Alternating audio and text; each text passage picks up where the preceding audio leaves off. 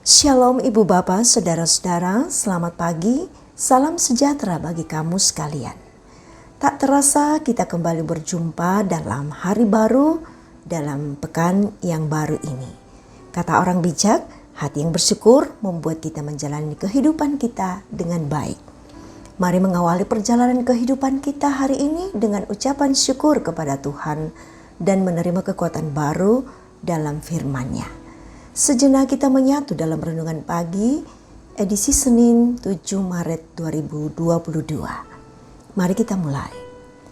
Pertolongan kita adalah dalam nama Tuhan, pencipta langit, bumi, laut, dan segala isinya. Kasih karunia dari Tuhan Yesus Kristus, pengasihan Allah Bapa, dan persekutuan dalam Roh Kudus menyertai kita semua. Amin. Bahan bacaan kita saat ini adalah dari Sakaria pasal 3 pada ayatnya yang pertama sampai dengan ayatnya yang ke-10. Sebelum kita membaca firman, mari kita berdoa. Tuhan, kami ingin menyelami kemuliaan-Mu melalui kuasa firman-Mu. Buatlah kami memiliki apa yang Tuhan kehendaki dan kami lakukan dalam kehidupan ini. Kami akan membagi kepada sesama kami, sehingga dengan demikian kami tetap hidup dalam kasih karunia Tuhan. Roh Kudus kuasai hati kami dan berkatilah penyembahan ini. Bersabdalah Tuhan, kami siap mendengar. Amin. Sakaria pasal 3 ayat 1 sampai dengan ayatnya yang ke-10. Penglihatan keempat, Imam Besar Yosua. Kemudian ia memperlihatkan kepadaku Imam Besar Yosua berdiri di hadapan malaikat Tuhan, sedang iblis berdiri di sebelah kanan untuk mendakwa dia. Lalu berkatalah malaikat Tuhan kepada iblis itu, Tuhan kiranya menghardik engkau, hai iblis. Tuhan yang memilih Yerusalem kiranya menghardik engkau. Bukankah dia ini puntung yang telah ditarik dari api? Adapun Yosua mengenakan pakaian yang kotor waktu dia berdiri di hadapan malaikat itu. Yang memberi perintah kepada orang-orang yang melayaninya, tanggalkanlah pakaian yang kotor itu daripadanya. Dan kepada Yosua ia berkata, lihat, dengan ini aku telah menjauhkan kesalahanmu daripadamu. Aku akan mengenakan kepadamu pakaian pesta. Kemudian ia berkata, taruhlah serban tahir pada kepalanya. Maka mereka menaruh serban tahir pada kepalanya dan mengenakan pakaian kepadanya. Sedang malaikat Tuhan berdiri di situ. Lalu malaikat Tuhan itu memberi jaminan kepada Yosua, katanya, beginilah firman Tuhan semesta alam. Apabila engkau hidup menurut jalan yang kutunjukkan dan melakukan tugas yang kuberikan kepadamu, maka engkau akan memerintah rumahku dan mengurus pelataranku, dan aku akan mengizinkan engkau masuk ke antara mereka yang berdiri melayani di sini. Dengarkanlah, hai Imam Besar Yosua, engkau dan teman-temanmu yang duduk di hadapanmu, sungguh kamu merupakan suatu lambang. Sebab sesungguhnya aku akan mendatangkan hambaku, yakni Sang Tunas. Sebab sesungguhnya permata yang telah kuserahkan kepada Yosua, satu permata yang bermata 7. Sesungguhnya aku akan mengukirkan ukiran di atasnya. Demikianlah firman Tuhan semesta alam, dan aku akan menghapuskan kesalahan negeri ini dalam 1 hari saja. Pada hari itu, demikianlah firman Tuhan semesta alam. Setiap orang daripadamu akan mengundang temannya duduk di bawah pohon anggur dan di bawah pohon ara. Amin. Bersihkan yang kotor. Itulah tema kita saat ini. Saudara, kita mengenal yang namanya Adipura. Adipura itu adalah salah satu jenis penghargaan yang diberikan oleh pemerintah di setiap peringatan Hari Lingkungan Hidup yang jatuh pada tanggal 5 Juni. Adipura merupakan penghargaan untuk kota di Indonesia yang berhasil dalam menjaga kebersihan dan pengelolaan lingkungan. Karena itu, berbagai usaha dilakukan oleh dinas terkait di setiap kota untuk menjaga lingkungannya agar tetap bersih.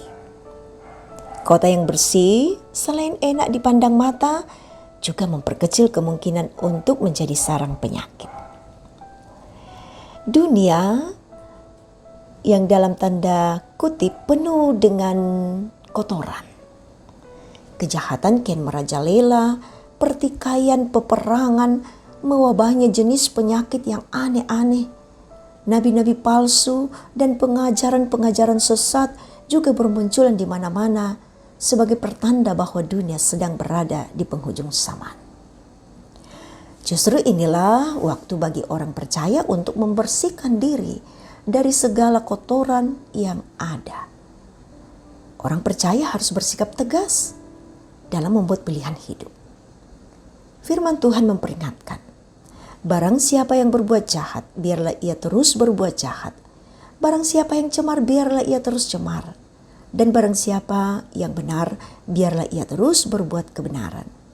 Barang siapa yang kudus, biarlah ia terus menguduskan dirinya. Wahyu 22 ayatnya yang ke-11.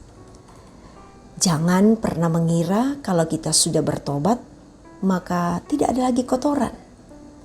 Karena itu saudara-saudara, kotoran yang masih menempel pada diri kita harus selalu kita bersihkan.